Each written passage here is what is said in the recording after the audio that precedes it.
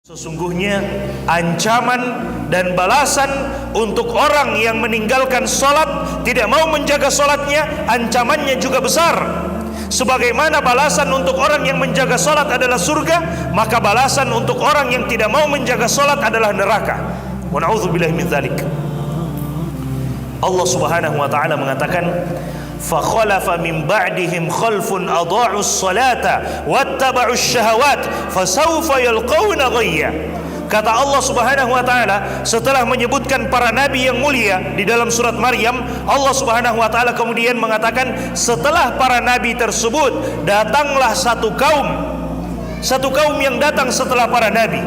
Apa ciri-ciri mereka? Allah Subhanahu wa taala katakan adha'us salah, mereka suka menyia-nyiakan sholat, mereka suka meninggalkan sholat, mereka tidak mau memperhatikan sholat, mereka anggap sholat ini hanyalah main-main, mereka anggap sholat itu tidak lebih penting daripada gaji dan penghasilannya.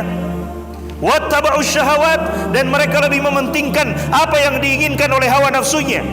Kata Allah Subhanahu wa taala, fasawfa yalqawna ghayya, maka mereka kelak akan mendapatkan kesesatan dalam hidupnya. Mereka akan mendapatkan kesesatan dalam hidupnya, dan siapa yang sesat maka janjinya adalah neraka. Wa na'udzubillahi min dzalik. Mereka akan mendapatkan kesesatan, tidak tahu arah. Mereka akan mendapatkan kesesatan dalam hidupnya, meskipun mungkin gajinya berlimpah, penghasilannya berlimpah, tapi tidak ada keberkahan di dalamnya. Mereka tidak akan rasakan keberkahan di dalamnya. Kenapa? Salat mereka tinggalkan.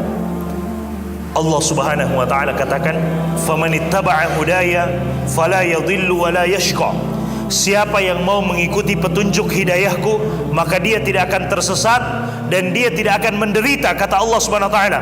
"Wa man a'rada 'an dzikri." Tapi siapa yang mau berpaling dari peringatanku, siapa yang mau berpaling dari Allah Subhanahu wa taala, fa inna lahu ma'isyatan dongka, maka baginya kehidupan yang sempit. Wa nahsyuruhu yaumal qiyamati a'ma, dan dia akan dibangkitkan pada hari kiamat dalam keadaan buta. Padahal dulu di dunia dia bisa melihat, tapi di hari kiamat dia dibangkitkan dalam keadaan buta. Maka orang ini mengatakan, qala rabbi lima hasyartani a'ma wa qad kuntu basira. Wahai Allah, kenapa engkau bangkitkan aku dalam keadaan buta, sementara dulu di dunia aku bisa melihat? Maka Allah Subhanahu wa taala mengatakan, qala kadzalika atatka ayatuna fanasitaha wa kadzalika al-yauma tunsa. Demikianlah dahulu telah datang ajakan-ajakan kami, telah datang ayat-ayat, telah kami turunkan ayat-ayat untuk mengajak kita beribadah kepada Allah. Telah diturunkan ayat-ayat untuk mengajak kita salat. Telah diturunkan ayat-ayat untuk memberikan ancaman bagi orang yang meninggalkan salat. Kata Allah Subhanahu wa taala, fanasitaha, tapi engkau melupakannya. Maka apa balasannya? Wa kadzalikal yauma tunsa, maka pada hari ini pun engkau dilupakan. Maka pada hari ini pun engkau dilupakan. Jemaah sekalian, ketika kita meninggalkan Allah, ketika kita tidak mau sholat, padahal sholat itu adalah bentuk kita ingat kepada Allah Subhanahu wa taala. Ketika azan dikumandangkan, hayya 'alas shalah, ayo kita mendirikan sholat. Hayya 'alal falah, ayo kita menuju kepada kemenangan. Kemudian kita lupa dengan Allah, kita tidak mau ingat dengan Allah Subhanahu wa taala. Kelak balasannya pada hari kiamat, Allah juga akan melupakan kita. Wa na'udzubillahi min dzalik. Allah akan melupakan kita karena kita di dunia melupakan Allah Subhanahu wa taala.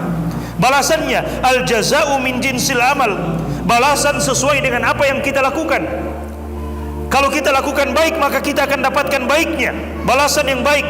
Kalau kita lakukan buruk, maka kita akan dapatkan balasan buruknya. Kita meninggalkan sholat, maka balasannya Allah juga akan meninggalkan kita. Kita menjaga sholat, maka balasannya juga Allah akan menjaga kita. Jemaah sekalian yang dimuliakan oleh Allah Subhanahu wa taala. Kemudian Allah Subhanahu wa taala berfirman di dalam Al-Qur'an menceritakan tentang orang-orang kafir yang dilemparkan ke dalam neraka. Setelah mereka dilemparkan ke dalam neraka, Allah Subhanahu wa taala kemudian bertanya, "Ma salakakum fi saqar?" Wahai penduduk neraka, apa yang menyebabkan kalian dilemparkan ke dalam neraka saqar?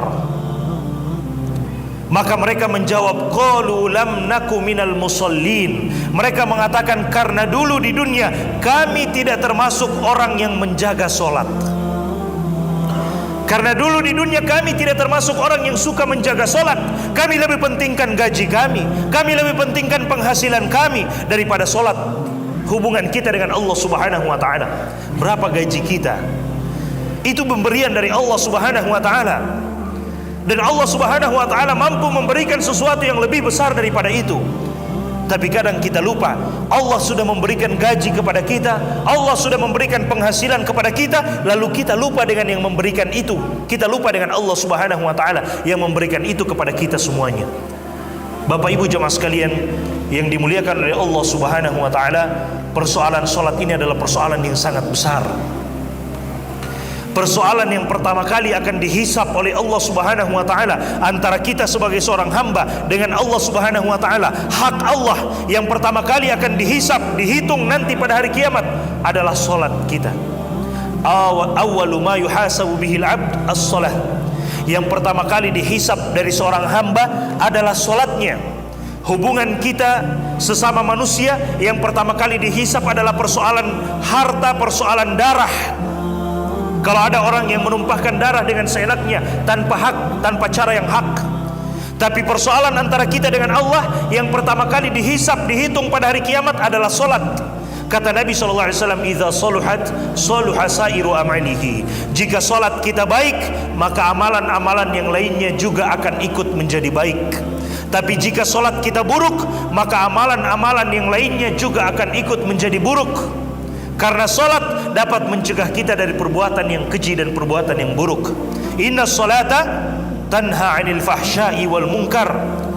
Sesungguhnya solat ini dapat mencegah kita dari sesuatu yang buruk. Kalaupun kita terjatuh, maka dengan solat itu kita akan dibuat bisa kembali kepada Allah Subhanahu wa ta'ala, bisa langsung bertaubat kepada Allah Subhanahu wa ta'ala. Kenapa? Karena kita menjaga solat kita.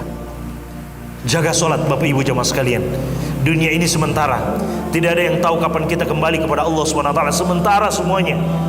Mungkin kita sudah mendengarkan ada orang yang telah meninggal, dia sudah pergi, tinggal mempertanggungjawabkan apa yang telah dia lakukan dan tidak mungkin dia kembali lagi. Seandainya ada manusia yang meninggal kemudian bisa kembali lagi, maka kita bersantai-santai hari ini karena kita yakin kita bisa kembali lagi. Tapi itu tidak mungkin. Tidak mungkin. Jika kita sudah dipanggil oleh Allah, tidak mungkin kita kembali lagi. Tidak mungkin kita kembali lagi. Dan sebelum Allah memanggil kita, maka Allah memberikan kesempatan kepada kita untuk silakan solat, silakan beribadah, berbuat ketaatan kepada Allah Subhanahu wa ta'ala sebelum datang waktunya Allah memanggil dan kita tidak bisa untuk menolak hal tersebut.